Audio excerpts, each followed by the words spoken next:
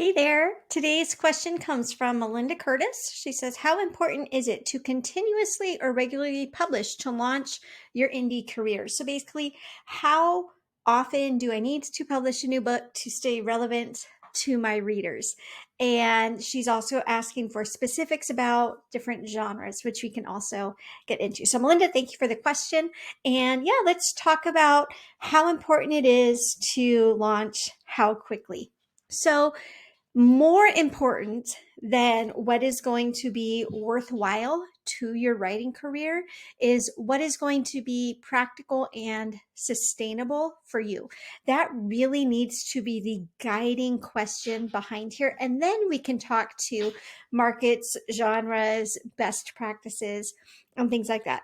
The truth that I really want to drive home is that not everybody can or should be writing a book or two a month. Some people can, and they can do that for the long term. Some people can do that for a year or two and then they slow down. But maybe you're just a one book a year author. If that is you, I want you to absolutely own that and embrace it and make the most of it. You absolutely can sell your books at that pace.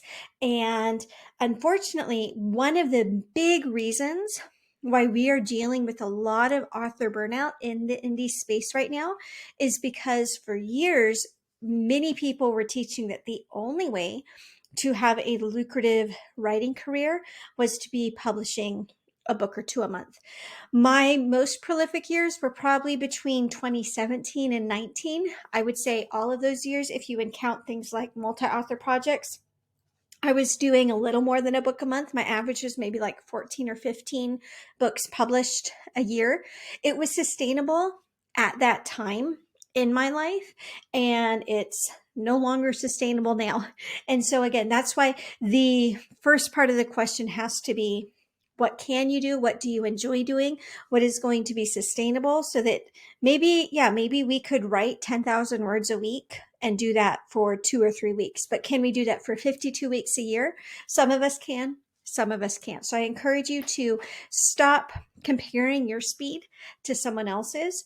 Learn to work at the speed that you work best at, and then always try to achieve that. If you know that you are a 4 book a year author, then I encourage you, work really hard to be a 4 book a year author. And every so often, go ahead and push that limit. If you're feeling like you've got lots of energy and you're ready for a creative challenge, try to write 110 to 125% faster than you do right now. So if your average is 3,000 words a day, try to make your average 3,500 words a day. If your average is 1,000 words a day, see if you can get to 1,200 words a day, right?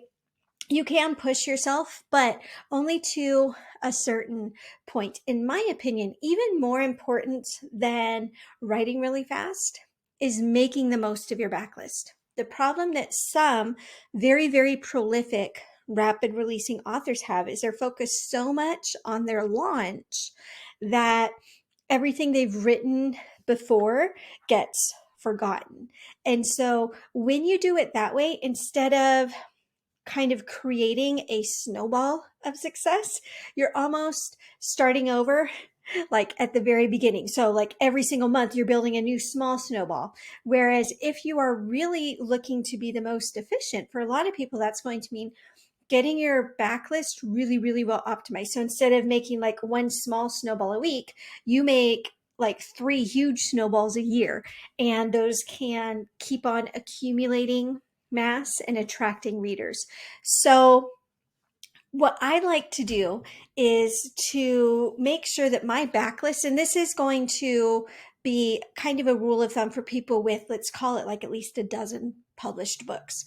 If you've got at least a dozen published books, my goal, if I were to look at your sales data in most cases, would be I would like to see at least 3/4 of your income coming from the books you've already written, and the smaller chunk of your book money coming in from new releases. Because otherwise, let's say that every single book you publish makes 80% of its lifetime income within the first month.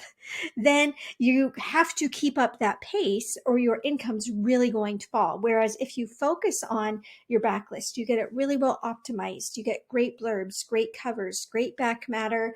You get your ads really well optimized for it, and you can have evergreen ads. You're marketing it regularly, even to your newsletter subscribers, so they're hearing about your old books as well as your new books. If you're doing that, then you can have one or two poor launches, but you still have the chunk of your income coming from the backlist. Okay, so that's kind of my philosophy, but now let's go back into Melinda's more specific question. How important is it to continuously and regularly publish or launch? If that question is just about Amazon's algorithm and Amazon's ranking, the kind of rule of thumb is 1 to 3 months. You would want to have a new book to kind of pump up your rank in the algorithm.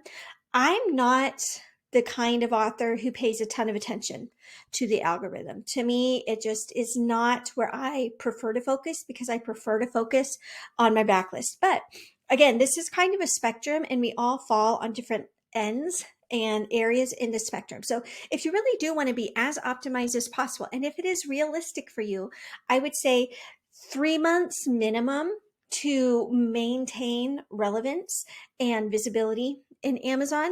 And that is just a rule of thumb. What's more important is to look at your own sales data for trends. So look at the last several books you've published, look at your sales data and see where they start to dip off. You might see that you get dozens or hundreds of sales in the first week, and then they just trickle from then on. You might see that for the first month, you're getting really consistent sales, and then it drops off.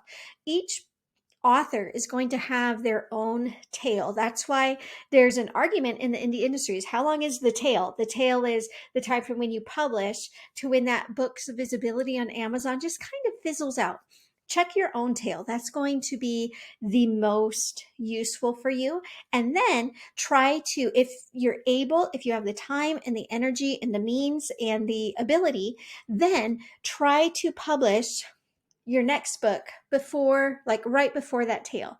So if you look at your data and you see that on average, you've got a 45 to 60 day tail before your book just kind of falls into more obscurity and your sales just kind of taper off, then your goal should be every 45 days to have a new book out. If that pace is not realistic for you, you can do what I do and just prefer to focus on the backlist, not worry about it. There are other things that you can do though that don't involve writing new books all the time. You could release boxed sets. And so, like if you have 3 books in a series, after book 3 comes out, and let's say you have a 45-day tail, then on day 44, you could publish your box set for another bump. You could also publish some shorter works if you feel like it, to kind of keep on a more regular publication schedule without having to write, 100,000 word book every month or something like that. So those are some of the tips for staying relevant. When it comes to the genres that this is important for, I would say the most rapid releasing genre that I see is just the straight up romance. Anything beyond that can be quite a bit more forgiving in terms of how long you go between releases. I know some romance authors who are now writing novellas in the like 10,000 to 12,000 word range in order to be able to publish like 2 to 4 of these a month, even to stay relevant.